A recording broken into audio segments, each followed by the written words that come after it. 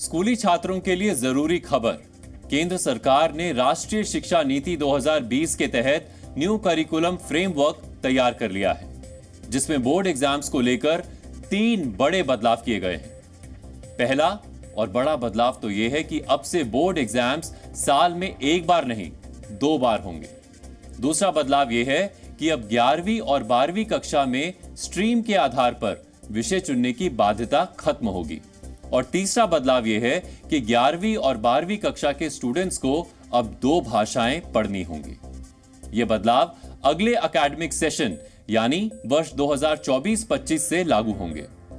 अब अगर आप ये सोच रहे हैं कि इन तीनों बदलावों से क्या होगा और इन बदलावों से छात्रों को क्या फायदा होने वाला है, तो अब एक एक करके हम आपको यह भी समझाते हैं और इन बदलावों का मतलब भी बताते हैं। पहला और सबसे बड़ा बदलाव तो यही है कि अब साल में सिर्फ एक बार नहीं बल्कि 2 बार बोर्ड एग्जाम्स होंगे। लेकिन अगर आप सोच रहे हैं कि ये सेमेस्टर सिस्टम की तरह होगा, यानी साल में 2 बार एग्जाम्स होंगे और दोनों एग्जाम्स के लिए नंबर्स जोड़कर फाइनल रिजल्ट तैयार होगा, तो ऐसा नहीं है। अब आप सोचेंगे कि ऐसा नहीं है तो फिर कैसा है, ये हम आपको समझाते हैं। पॉइंट नंबर 1, अभी होता यह है कि साल में एक बार बोर्ड एग्जाम होता है और अगर कोई स्टूडेंट एग्जाम में फेल हो जाए तो उसे अगले पूरे साल उसी कक्षा में दोबारा पढ़ना पड़ता है। नए बदलाव के बाद अब स्टूडेंट्स के पास ये ऑप्शन रहेगा कि वो 2 बार एग्जाम्स दे। अगर एक बार फेल हो भी जाए तो उसी साल दूसरा एग्जाम दे सके। यानी नए बदलाव के बाद अब फेल होने वाले स्टूडेंट्स का पूरा साल बर्बाद नहीं होगा, क्योंकि पहले एग्जाम में फेल होने पर भी उनके पास उसी साल दूसरा एग्जाम देकर पास होने का विकल्प होगा। पॉइंट नंबर 2, अभी होता यह है कि अगर किसी विषय में कम नंबर आ जाएं, तो यह विकल्प नहीं होता कि सिर्फ उस विषय का दोबारा पेपर दिया जा सके। लेकिन नए बदलाव के बाद अगर किसी स्टूडेंट के पहले एग्जाम में किसी विषय में कम नंबर आए तो वो दूसरे एग्जाम में सिर्फ उसी विषय का पेपर दे सकता है। इसे एक उदाहरण से समझिए। मान लीजिए अगर बोर्ड के एग्जाम में आपके टोटल 95% मार्क्स हैं, लेकिन एक विषय में 85 नंबर आए हैं, जिससे आप संतुष्ट नहीं हैं, तो नए बदलाव के बाद आप दूसरे एग्जाम में सिर्फ उसी विषय का पेपर दे सकते हैं। पॉइंट नंबर 3, अभी साल में एक बार ही बोर्ड के एग्जाम्स होते हैं और स्टूडेंट की तैयारी हो या ना हो, एग्जाम में बैठना पड़ता है। लेकिन नए बदलाव के बाद विकल्प होगा। अगर स्टूडेंट को लगता है कि वो पहले एग्जाम में सिर्फ 2 विषयों के पेपर देना चाहता है क्योंकि बाकी विषयों का पेपर देने के लिए उसकी तैयारी पूरी नहीं है, तो वो ऐसा भी कर सकता है। स्टूडेंट्स के पास ये चॉइस भी होगी कि दोनों एग्जाम में से जिस एग्जाम में उसके ज्यादा नंबर आए वो उस एग्जाम का रिजल्ट चूज कर सकता है। सरकार का कहना है कि 2 बार बोर्ड एग्जाम का नियम स्टूडेंट्स के हित में जारी किया गया है, ताकि बोर्ड एग्जाम्स का डर और खौफ स्टूडेंट्स के दिल से निकाला जा सके। इस नए पैटर्न पर हमने एनसीईआरटी के पूर्व डायरेक्टर जेएस राजपूत से बात की है। 2 बार की परीक्षा की बात कही गई है। इस समय जो करिकुलम फ्रेमवर्क बना है उसमें उसको दोहराया गया है। अब इसकी मॉडलिटीज़ क्या होंगी ये सीबीएसई तय करेगी, सीबीएसई करेगी, बाकी बोर्ड्स तय करेंगे। कई संभावनाएं हैं जो अगले 2-3 दिन में आपके सामने आ जाएंगी। जैसे अगर किसी बच्चे ने परीक्षा दी है, मान लीजिए जिसको हम एनुअल एग्जामिनेशन कहते हैं बोर्ड का, तो उसके पास ये विकल्प खुला रहेगा कि वो जिस विषय में चाहे उस विषय में अगली जो परीक्षा होगी बीच में उसमें फिर से बैठ जाए, उन विषयों में बैठ जाए, और जो अच्छे नंबर होंगे, या इसमें लिखा भी है, वो उसके फाइनल मार्क्स माने जाएंगे। तो इससे बहुत बड़ा तनाव कम होगा बच्चों में कि मैं अगर किसी विषय में किसी एक दिन विशेष पर अच्छा नहीं कर सका तो मेरे लिए विकल्प खुले हुए हैं और अच्छे विकल्प खुले हुए हैं। कोई ये नहीं कहेगा, जैसे अभी बच्चे सप्लीमेंट्री में बैठते हैं तो बच्चों में भी एक हायरार्की होती है। अगर कोई सप्लीमेंट्री से पास करता है तो दूसरा वाला जिसने सप्लीमेंट्री नहीं दी वो समझता आई एम बेटर। तो ये चीज़ खत्म हो जाएगी। अब क्या होगा, इस पर कोई कुछ नहीं, सभी के लिए खुला है।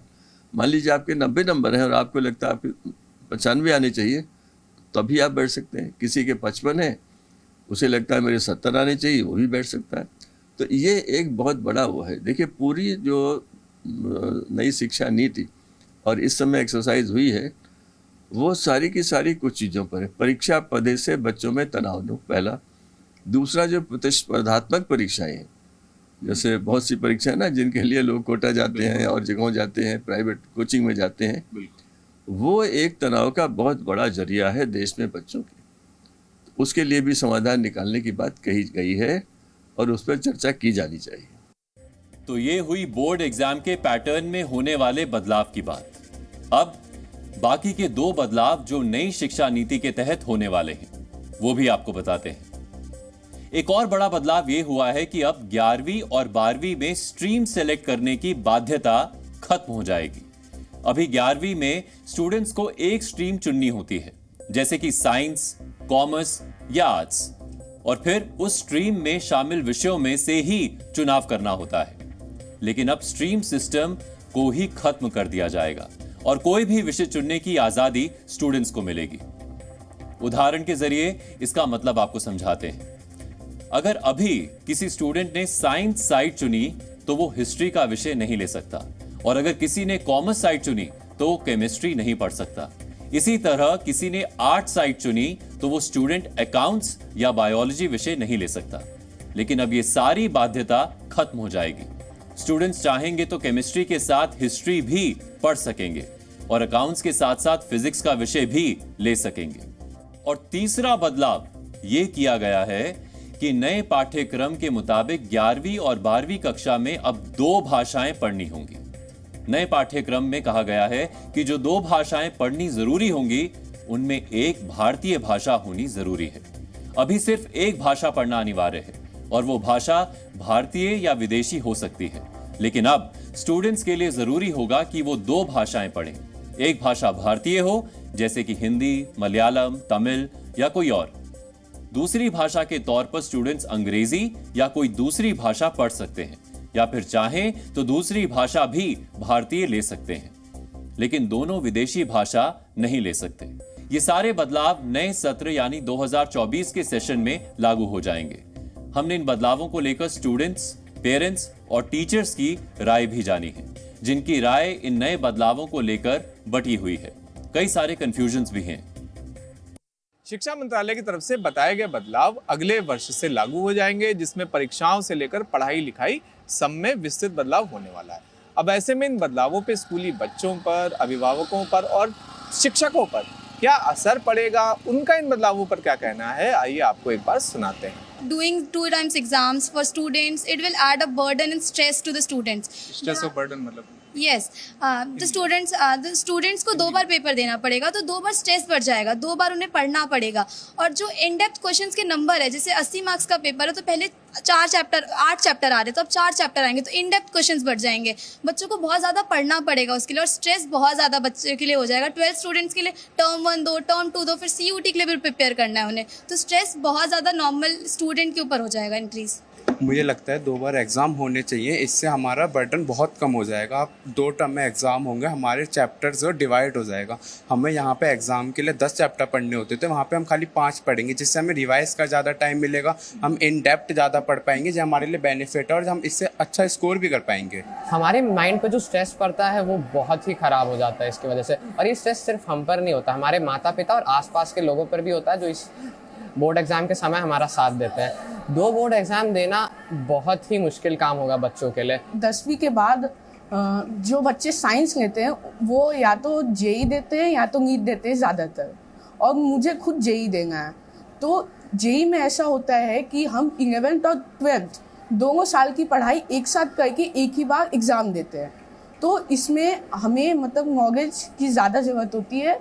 और अगर 10th में 2 बार एग्ज़ाम हुआ तो हमें वो जो 1 साल तक चीज़ याद रखने की जो तकनीक हमें पता चलती है वो नहीं पता चलेगी, और इसी के कारण हम जेई में उतना अच्छा परफॉर्म नहीं कर पाएंगे। पहले तो स्टूडेंट्स पे बहुत प्रेशर होगा, और दूसरी चीज़ कि स्टूडेंट्स पहले एक बार बोर्ड्स देते हैं, लाइक मम्मी पापा भी तो यही कहते हैं कि बोर्ड्स लास्ट के लिए मेन पढ़ो, तो अब 2 बार पढ़ेंगे, प्रेशर बहुत होगा, बच्चों को होप नहीं रहेगी। पहले में अगर नंबर कम आ गए तो वो सेकेंड में भी प्रॉब्लम होगी उनको, तो ये सब प्रॉब्लम अगर होगी, और सिलेबस को समझने में भी टाइम लगता है, पैटर्न को। मैं फेवर में नहीं हूँ बोर्ड एग्जामिनेशन के, बिकॉज हमारी टीचर्स हमें पूरे ईयर प्रिपेयर करती हैं कि मार्किंग स्कीम कैसी होगी एंड पैटर्न कैसा होगा, एटमॉस्फेयर कैसा होगा, because it is very new for us. हम 9th से आए हैं, 9th में हमने बस स्कूल में पेपर्स दिए हैं एंड अब हमें अलग जगह जाना है पेपर देने।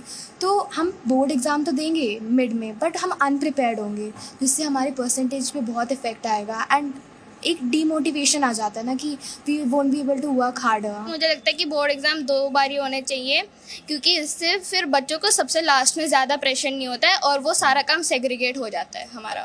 मेरे को लगता है ठीक है, बिकॉज क्योंकि फिर बच्चों को थोड़ा कम प्रेशर फील होगा। जैसे अभी बोर्ड एग्ज़ाम में 2-3 महीनों तक हमें फिर प्रेशर फील होता है कि बोर्ड एग्ज़ाम है, करना पड़ेगा।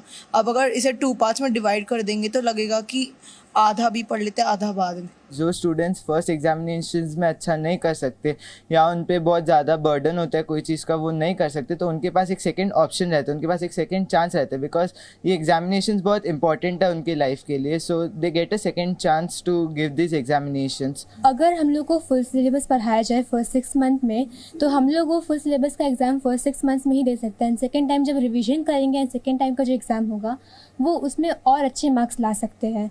As a student I feel that ये पॉलिसी लाइक बहुत बेनिफिशियल होगी बाकी क्लास 10s के लिए, बहुत यूज़फुल होगी, because class 10 as they said that class 10 बहुत इंपॉर्टेंट एग्ज़ाम होता है अपने फ्यूचर करियर के लिए। So it is very beneficial. ये बहुत अच्छा भी है, क्योंकि जो बच्चा एवरेज है या जो पुअर परफॉर्मर है, जिसके लिए 15 चैप्टर इकट्ठा रट के या लर्न करके एग्ज़ाम में परफॉर्म करना एक चैलेंज है, उसके लिए ये बहुत अच्छा हो गया है, क्योंकि उसको एक बार में एक सेमेस्टर में 6 या 7 ही करना पड़ेगा। फिर आराम से वो उसके बारे में उसको सोचने की ज़रूरत नहीं है, फिर वो बाकी 7 या 8 चैप्टर तैयार कर सकता है, उसके मार्क्स भी अच्छे आएंगे। इंटेलिजेंट बच्चा हमेशा थोड़ा उसका एंग्जाइटी लेवल हाई रहता है, और हाई रहता है इसलिए वो हाई परफॉर्म भी करता है, लेकिन वो बच्चे को उस एंग्जाइटी लेवल से 2-2 बार गुजरना पड़ेगा एक साल में, क्योंकि बोर्ड एग्जाम बोलते ही वो उसको एक दूसरे नज़रिए से देखते हैं, वो बहुत सीरियस हो जाते हैं। बच्चों पे प्रेशर कम रहेगा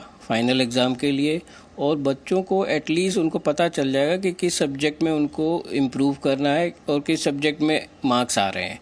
तो मुझे लगता है ये बच्चों को कॉन्फिडेंस ज़्यादा देगा और बच्चे कम डिप्रेस होंगे, क्योंकि फाइनल एग्ज़ाम के चक्कर में क्या है, बच्चों पे स्ट्रेस आ जाता है, ज़्यादा प्रेशर हो जाता है, उनको पता नहीं चलता है कि उनका लेवल ऑफ जो है ना एग्ज़ाम का लेवल क्या है, कितने अच्छे मार्क्स आने हैं, किस किस सब्जेक्ट में कितना अच्छा करना है। तो मेरे ख्याल से ये एक सराहनीय कदम है बोर्ड का कि यदि वो 2 बार एग्ज़ाम कराते हैं तो इससे बच्चों पे प्रेशर कम होगा, स्ट्रेस भी कम होगा, और बच्चों के प्रेशर के चक्कर में पेरेंट्स पे भी प्रेशर बहुत रहता है।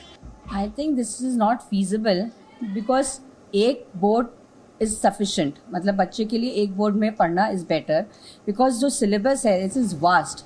उसको अगर 6 मंथ्स में हम कट डाउन करते हैं तो बच्चा एज इट इज़ अभी मशीन बन चुका है, उनके ऊपर इतना प्रेशर है। तो जस्ट इमेजिन वो 6 महीना में अगर उसको सिलेबस कंप्लीट करके एग्ज़ाम देना है तो it is very difficult, because school तो अपना सिलेबस कंप्लीट करना है वो कर देगा, but after that the child has to study and the pressure comes on the parents, because उनको घर में देखना है कि वो प्रिपेयर्ड है कि नहीं है। वो चीज़ पॉसिबल नहीं है। How much pressure will you put on the kids? देखिए, शिक्षा मंत्रालय की तरफ से जारी किए बदलावों पे बच्चों से लेकर अभिभावकों और शिक्षकों की भी राय अभी अलग है। हालांकि ये सभी बदलाव अगले साल जब इम्प्लीमेंट होंगे तब पता लगेगा कि प्रैक्टिकल तौर पर इन बदलावों का बच्चों की बेहतरी के ऊपर क्या असर होता है। शिवांक मिश्रा, जी मीडिया, दिल्ली। तो सुना आपने, नए बदलावों को लेकर स्टूडेंट्स और पेरेंट्स की राय किस तरह बटी हुई है, जिनके मन में कई तरह की शंकाएं और सवाल भी हैं। एक कंफ्यूजन तो यह है कि बोर्ड के एग्जाम सेमेस्टर वाइज यानी 6-6 महीने में होंगे या 1-2 महीने के अंतर में। अगर 6-6 महीने के अंतर में एग्जाम होंगे तो फिर 6 महीने में विषय का कोर्स पूरा कैसे होगा? अगर किसी स्टूडेंट के पहले ही एग्जाम में अच्छे नंबर आ जाएं, तो क्या उसे दूसरी बार भी एग्जाम देना जरूरी होगा? अगर स्ट्रीम खत्म कर दी जाएगी तो फिर मेडिकल, इंजीनियरिंग और अन्य प्रोफेशनल कोर्सेज में एडमिशन कैसे होंगे? इसके अलावा एक और बदलाव है जिसकी काफी चर्चा है। दरअसल अभी 9वीं और 10वीं कक्षा में 5 मुख्य विषय और एक ऑप्शनल विषय का एग्जाम होता है, लेकिन अब 9वीं और 10वीं में कुल 10 विषय के एग्जाम होंगे, जिनमें 7 मेन सब्जेक्ट और 3 भाषा होंगी, जिनमें से कम 2 भारतीय भाषाएं होना जरूरी होगा। सूत्रों के मुताबिक नेशनल एजुकेशन कमेटी में अभी इन बदलावों पर विचार विमर्श का दौर जारी है और इन सारे बदलावों को लेकर फैल रहे कंफ्यूजन्स को लेकर जल्द ही नई घोषणाएं भी की जा सकती हैं। देखिए, ये एक प्रारंभिक एक सोचने का तरीके के बारे में इसमें बोला है। इसका डिटेल्स क्या है, इसमें कैसा होगा और किस राज्य क्या करेगा, इसको सब सोचना है, क्योंकि कल ये अनाउंसमेंट हुआ है। आज हम सब कुछ नहीं बता सकते, इसके ऊपर चर्चा होना है, कई विषय होगा। देखिए, यदि आप पूछते हैं तो बोर्ड एग्जाम में क्वेश्चन पेपर कैसा होगा, क्वेश्चन पेपर तो तय करना पड़ेगा। एग्जामिनेशन 2 बार कैसा होगा, कौन करेगा, ये सब सोचना होगा। लेकिन ये सोच की बात है, रिफॉर्म की बात है, इससे बहुत ज्यादा करने की आवश्यकता है। भारत की शिक्षा में नए बदलावों को लेकर सरकार काफी उत्साहित है और इसे छात्रों के हित में बता रही है। लेकिन नए बदलावों को लागू करने से पहले जरूरी है कि इससे जुड़े कंफ्यूजन्स को दूर किया जाए। जी न्यूज़।